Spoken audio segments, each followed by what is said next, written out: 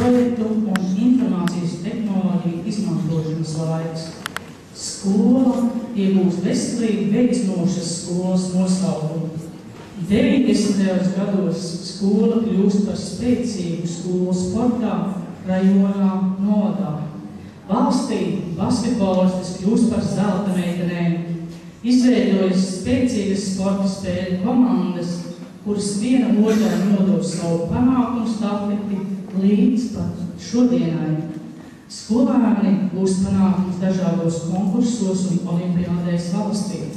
2009. gadā Jānis Jaskitovs no Turcijas aptver bronzas medaļu vides projektu olimpiādē. Godalgotas vietas valsts mēroga konkursos gūst Līga Vintere, Armanda Cinis, Anna Kalniņa, Kārlis Rozenbergs, Laura Iesaukava, Madara Liepiņa, Anda Pikšana, Toms Jānis Eglītis.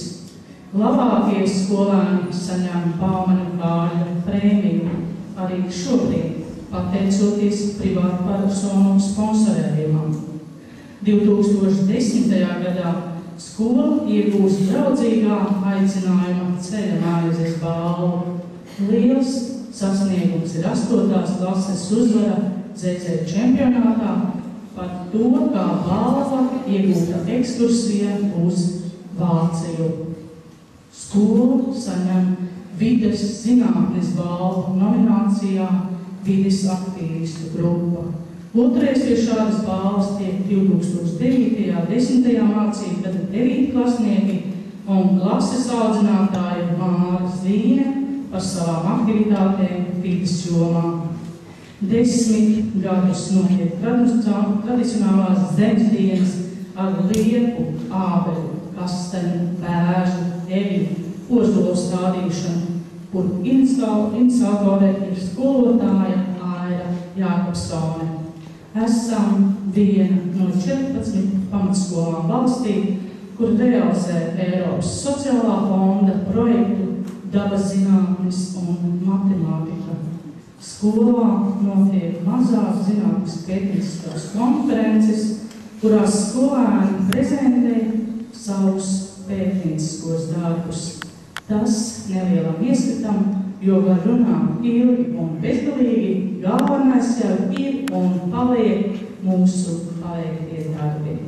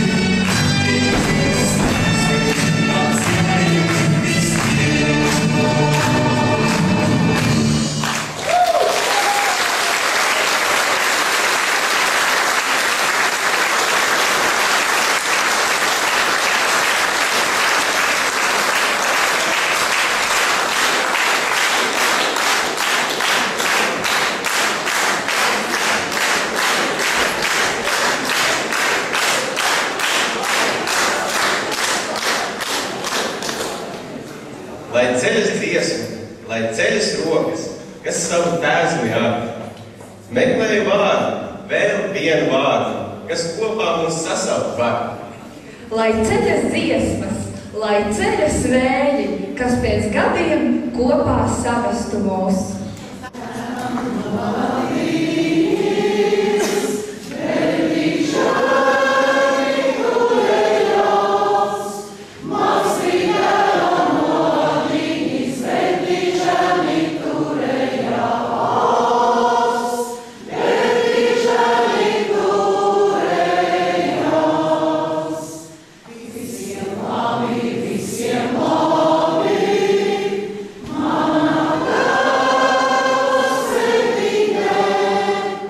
Visiem